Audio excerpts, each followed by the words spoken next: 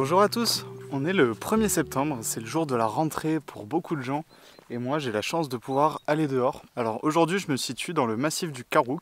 Encore une fois, là juste en bas on a le village de Douche où le départ de la rando, il y a un petit parking juste en bas. Et je vais faire une rando que j'ai fait du coup pas mal de fois, notamment même en vidéo. Donc je vais aller sur le Caroux, sur le plateau où j'ai déjà fait plusieurs bivouacs. Une fois dans le refuge de Fonsalès avec la vidéo refuge si vous l'avez vu. Et aussi une autre fois je pense que j'ai fait une vidéo à l'automne dans le brouillard. C'est vraiment magnifique d'ailleurs, c'était il y a quasi un an, c'était fin septembre je crois. Et cette fois-ci on se retrouve avec des conditions totalement différentes. Des conditions que j'espère être bonnes. On a pas mal de nuages mais des nuages qui passent avec le ciel juste derrière. On n'est pas sur un nuage gris entièrement, donc on a des lumières qui vont et qui viennent, donc ça c'est plutôt positif, ça peut donner beaucoup de charme et beaucoup d'intérêt à certaines photos, notamment ce soir au coucher de soleil. Si jamais j'ai des nuages dans ma composition avec des couleurs, ça peut être vraiment top. Et je viens notamment en cette fin d'été sur le plateau du Caroux parce qu'on a énormément de bruyères, et donc la bruyère c'est son moment de floraison, c'est en ce moment, donc on va avoir de jolies couleurs normalement dès qu'on arrive sur le plateau. Pour l'instant j'en ai pas vu, donc je croise les doigts que je ne sois pas là trop tôt ou trop tard. Selon les années ça peut être à des périodes un petit peu différentes, mais je vais croiser les doigts et j'espère qu'il y en aura juste là-haut. Donc là il est 17 h, le soleil se couche dans 3h20, donc j'ai quand même pas mal de temps avant le coucher de soleil, justement pour pouvoir tranquillement faire la vidéo, atteindre le plateau, trouver une composition, j'espère, et photographier le coucher de soleil et puis rentrer tranquillement à la voiture. Et ce soir, j'espère du coup trouver une composition plutôt orientée vers le coucher de soleil. Donc je vais essayer de prendre un point de vue un petit peu élevé pour pouvoir avoir les lumières, s'il y en a du coup à l'est, à l'ouest. À l'ouest, le soleil se couche à l'ouest. Voilà, le soleil arrive. Et du coup, incorporer idéalement des bruyères, c'est notamment pour ça que je suis venu. Mais je ne suis pas fermé à l'idée de trouver d'autres compositions, là notamment sur la rando, et pourquoi pas plus tard, et même je réfléchis même si j'ai la motivation à rester un petit peu pour les étoiles, parce qu'on est encore au tout premier quart de lune, et donc on a un ciel qui va être vraiment très sombre avec la Voie lactée encore présente. Donc voilà le programme pour cette vidéo.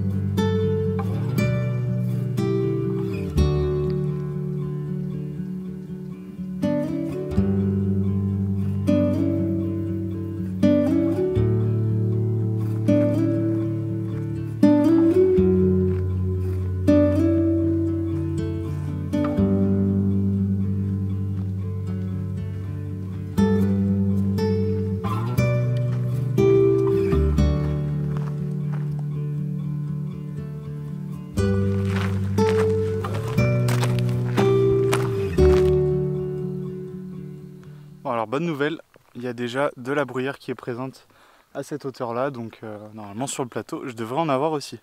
Elle est vraiment, je pense, au top du top là, elle est très verte. L'an dernier quand j'étais venu début septembre je crois, pour photographier les bruyères, et elles étaient déjà assez sèches, donc j'étais arrivé un petit peu tard. Elles avaient un petit peu passé en couleur aussi, on voyait toujours le mauve mais beaucoup moins prononcé. Là elles sont vraiment violettes pétantes et c'est vraiment très très joli. Donc ça s'annonce plutôt positif pour ce soir. Alors pour ceux qui connaissent, je vais plutôt me rendre ce soir au final à la table d'orientation. C'est un peu pas ce que j'avais prévu parce que je disais là tout à l'heure que je voulais une vue plein est. Je vais essayer quand même d'en trouver une, mais je pense que j'aurai des formations rocheuses plus intéressantes vers la table d'orientation qui est orientée normalement plein sud, vraiment au bord du plateau, donc on a une vue sur l'Hérault qui est assez impressionnante de là-bas. Mais au niveau des lumières, c'est pas nécessairement ce qui sera le mieux. Je croise quand même les doigts de trouver une composition intéressante avec justement des lumières qui soient quand même sympas. Je reste quand même assez confiant parce qu'on a pas mal de nuages et même si je suis pas plein est, les nuages ça fait quand même beaucoup dans une photo. L'ambiance dans le ciel peut marcher du coup un peu plus ailleurs que plein ouest.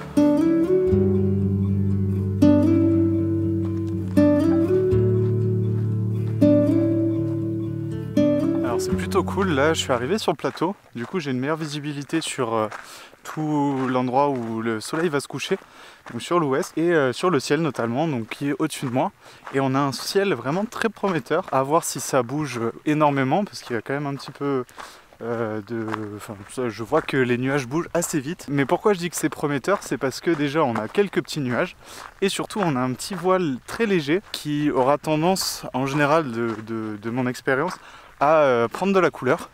Donc si c'est ça, c'est vraiment cool parce qu'on aura un très beau ciel ce soir. Et là je viens d'arriver sur le plateau et je vais en direction de la table d'orientation. Mais avant ça, j'ai envie d'explorer le petit mont qui est juste derrière parce que ça a l'air d'être un point de vue qui a l'air sympa avec des formations rocheuses en haut de ce que je vois d'ici. Donc j'ai bien envie de tester et de voir ce que ça peut donner. Pourquoi pas y rester pour ce soir. Comme vous pouvez le voir autour de moi, ici on a majoritairement déjeuné. Donc on a très peu de bruyère. En fait la bruyère, elle est plutôt sur le petit mont qui est derrière là-bas. Mais j'espère en trouver là où je me dirige et aussi vers la table d'orientation. Sinon, tant pis, hein, c'est que je photographierai autre chose. Je vais essayer de ne pas rester bloqué sur un plan et de m'adapter au mieux à ce que j'ai et à ce que j'ai envie aussi.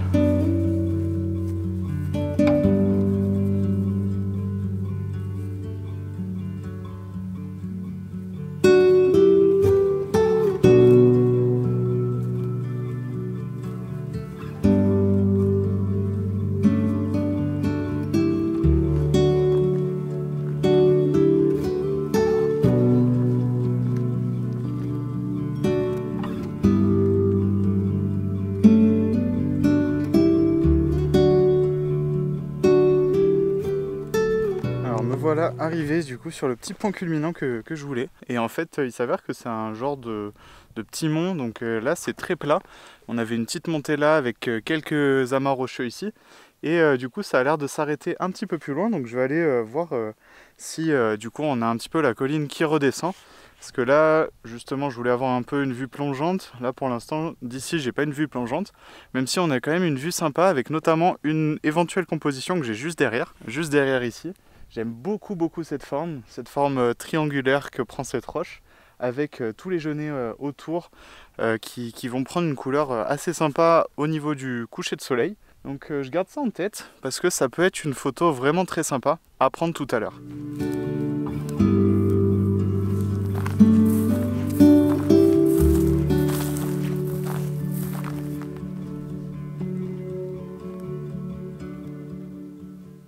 Alors j'ai fait les 50 mètres là, qui séparaient les rochers de derrière et là j'arrive face vraiment à un paysage vraiment magnifique. Donc je pense que je vais m'attarder un petit peu ici pour voir si je peux pas trouver une composition, parce qu'on a vraiment une très belle vue face à moi, avec notamment les montagnes au loin, avec une légère atmosphère un peu épaisse, donc on a des très jolies formes.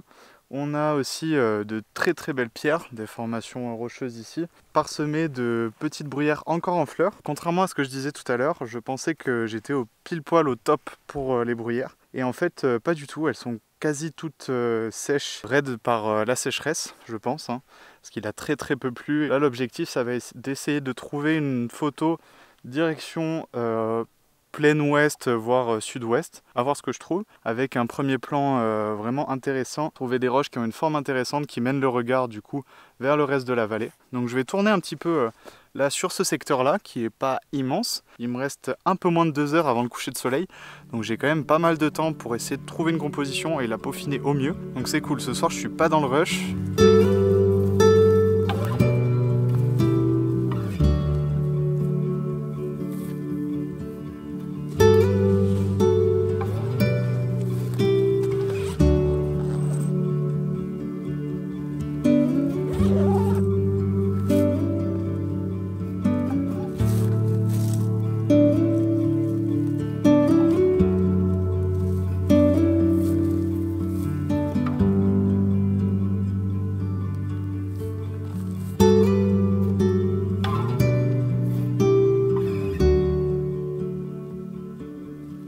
C'est officiel, je crois que mon Canon 6D a rendu l'âme. Je suis actuellement dégoûté. Je ne l'ai pas testé depuis ma sortie. En fait, j'ai fait une sortie, donc on est le premier, c'était il y a 3 jours. Il y a eu un gros orage au-dessus de où j'habite et je suis sorti faire des photos. Je crois qu'il n'a pas tenu le choc. Sachant que c'est pas lui avec qui j'ai fait la majorité de photos. En fait, j'ai commencé à faire des photos avec les deux appareils en même temps, avec des intervallomètres, histoire de capturer, avoir plus de chances de capturer un éclair, jusqu'à ce que la pluie arrive sur moi. Quand la pluie est arrivée sur moi, du coup, j'ai fait surtout attention à cet appareil, au Fuji X-T3, parce que je sais qu'il n'est pas tropicalisé, donc ça veut dire qu'il est beaucoup moins résistant à l'humidité, à la pluie, tout ça. Donc je l'ai fait pas mal attention à lui, il était vraiment sous moi, sous le parapluie, alors que lui, il était un petit peu plus à l'arrache en dessous. Je pense que j'ai fait la grosse connerie de croire qu'il était assez résistant pour tenir ça. Je vais voir. Pour l'instant, il va rester chez moi en déco parce que il me sert plus à rien. Donc je suis vraiment dégoûté. Là pour les photos de paysage c'est pas très grave, j'utilise majoritairement lui. C'était pratique pour les vlogs parce qu'au moins je pouvais filmer avec mon Fuji X-T3 et l'utiliser lui comme appareil pour la photo, pour me filmer en même temps, donc c'était plutôt pratique parce que lui en vidéo il est vraiment pas très bon. Bref, que mes erreurs servent à d'autres personnes, hein, faire plus attention à son matériel que ce que je n'en ai fait. Même si en photo de paysage on est censé sortir en toutes conditions et privilégier plus malheureusement l'image qu'on capture que le matériel, ça reste secondaire, sauf quand on a un portefeuille comme le mien. Allez, je vais essayer de me reconcentrer et d'essayer de voir si je trouve pas une composition.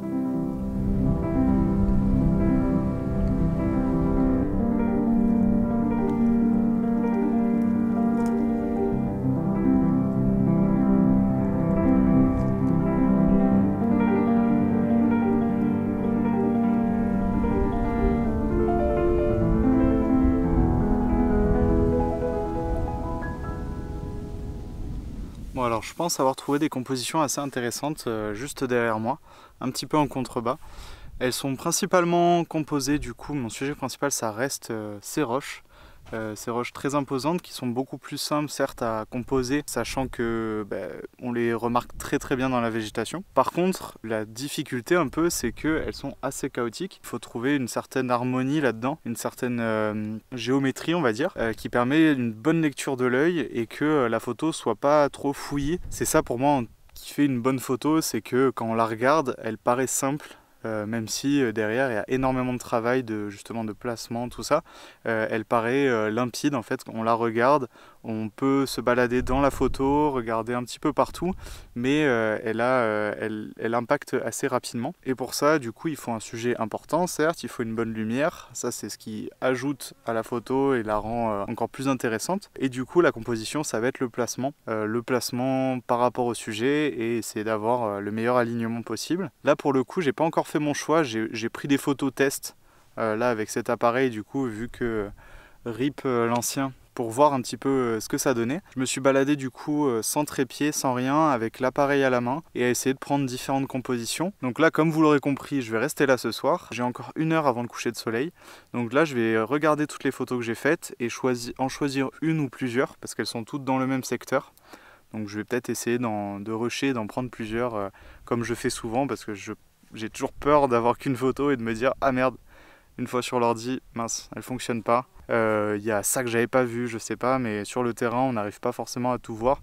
On est dans l'immensité du paysage et du coup, on est peut-être un petit peu moins objectif qu'une fois qu'on a la tête reposée à froid devant l'ordi avec juste cette image devant nos yeux. Donc ça, c'est peut-être une mauvaise habitude de vouloir prendre plusieurs photos parce que du coup, je peaufine moins celle qui pourrait être la principale. J'en profite pour faire une petite auto-promo pour essayer de financer du coup le futur boîtier. À l'heure où sort ce vlog, normalement mon calendrier sera en vente. Je vais mettre le lien en description, donc n'hésitez pas à partager autour de vous et en prendre un si ça vous fait plaisir. Ça soutient énormément la chaîne et ça me soutiendra là à prendre un autre appareil éventuellement après avoir fait ce calendrier. Bref, je vous reprends avec les compositions et je vous explique un petit peu mieux mes compos.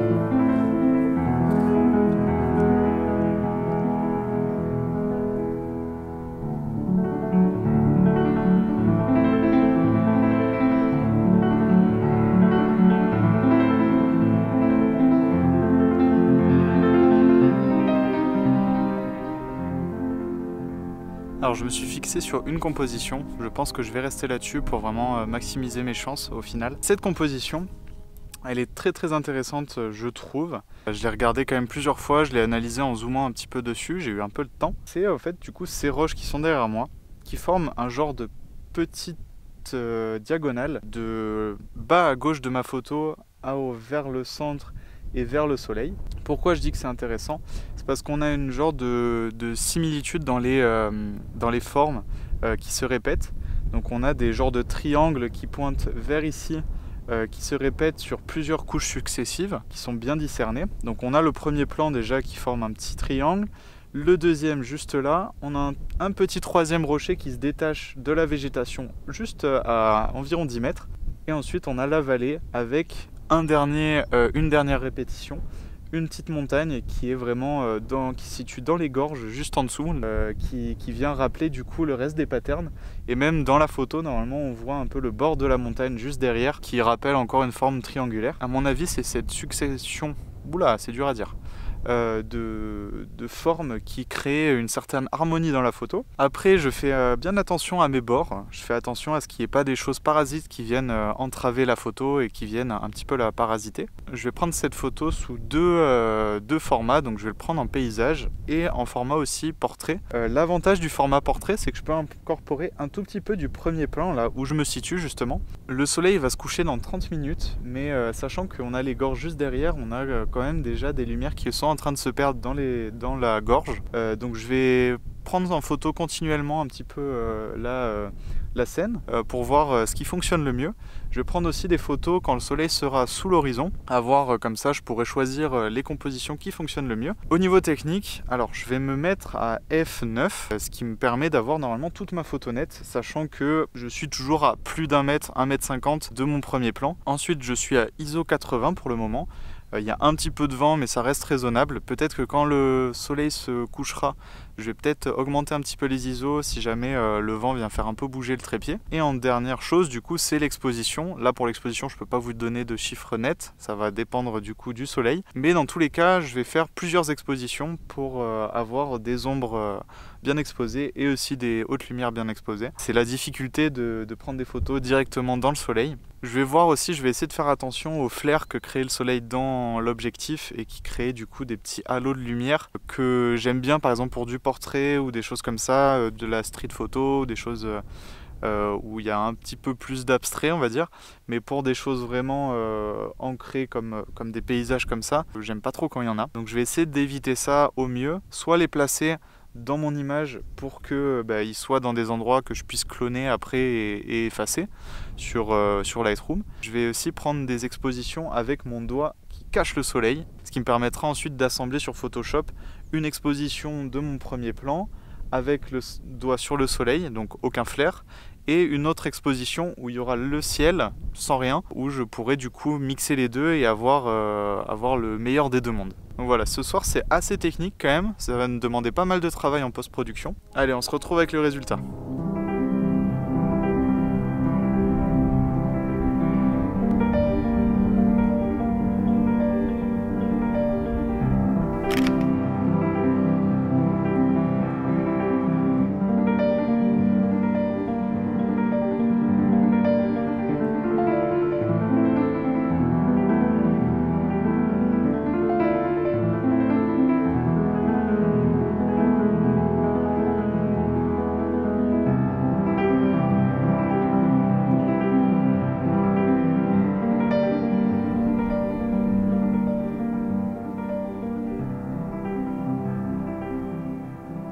Alors petite leçon à moi-même, arrêtez de parler trop parce que j'ai eu, après avoir coupé du coup, avoir vous expliqué la composition, j'ai eu très peu de temps. En fait j'ai pu faire une exposition en paysage où j'avais encore pas mal de lumière. Et déjà sur l'exposition portrait, j'avais le soleil qui était passé sous une bande nuageuse. Et du coup la lumière reflétait un petit peu quand même, on a des lumières très douces. Donc qui peuvent quand même marcher mais qui étaient moins jolies. Donc je suis un petit peu dégoûté. Alors je suis pas sûr que ce soit quand même la fin du coucher de soleil. Il y a une bande nuageuse qui a l'air de se désépaissir au niveau de l'horizon. Donc j'espère, je croise sincèrement les doigts que le soleil réapparaisse. Donc là je vais me tenir prêt. Si ça se passe dans les 10-15 minutes. Et après, j'espère potentiellement que le ciel va se colorer. Même si l'horizon est un petit peu embrumé, je me dis que le soleil peut quand même taper parce qu'ils sont très haut en altitude, ces nuages. Donc je croise les doigts, je croise beaucoup les doigts dans cette vidéo. J'espère que je vais réussir à avoir une photo sympa. Même si là, ce que j'ai fait déjà, je pense que ça peut rendre très très bien. Allez, j'arrête de vous parler, sinon je vais re-rater la photo.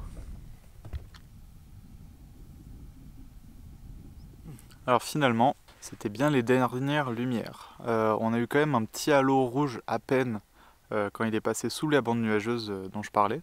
Donc c'est devenu un tout petit peu plus clair à un moment. J'en ai profité du coup pour faire quelques photos. Il y a quand même de belles conditions, une belle lumière même si elle était très douce à la fin. J'ai eu quand même quelques expos avec la lumière dessus. Donc j'espère que ça rend bien. Vous avez vu le résultat, moi j'en ai aucune idée du résultat. Et tant que je suis ici, j'ai pris de quoi donc manger des pâtes bolo. Pour ceux qui s'inquiètent, je mange toujours des pâtes bolo lyophilisées. Donc ça, c'est dans mon sac. Mais avant de me préparer à manger, je vais essayer de trouver une composition pour photographier les étoiles. On a la lune qui est à peine qui est levée, qui est là-bas, mais qui est très très peu, qui doit être au premier croissant, je dirais.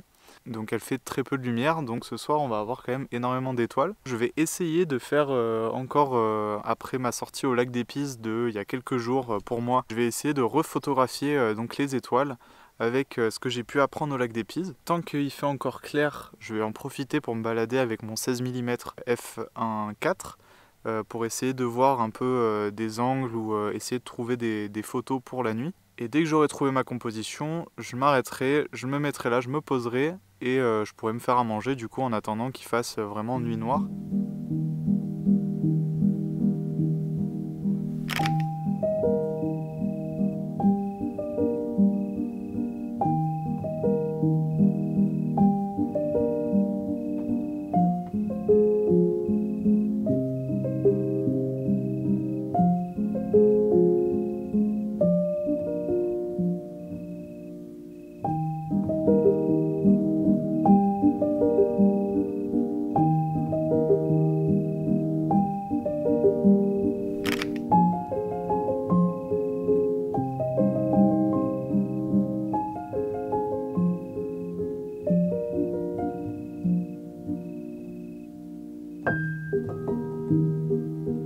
Alors heureusement que je suis resté, j'étais en train de ranger mes affaires pour faire de la prospection là comme je vous ai dit. Et du coup on a commencé à avoir des lumières qui apparaissaient pas mal sur les nuages sur ma droite, donc pas du tout dans ma composition. J'étais un peu dégoûté parce que là il n'y avait rien, il se passait rien devant moi. Et en fait petit à petit les couleurs se sont décalées jusqu'à arriver en plein sur ma composition. Donc j'ai des nuages mais qui sont d'une couleur vraiment magnifique.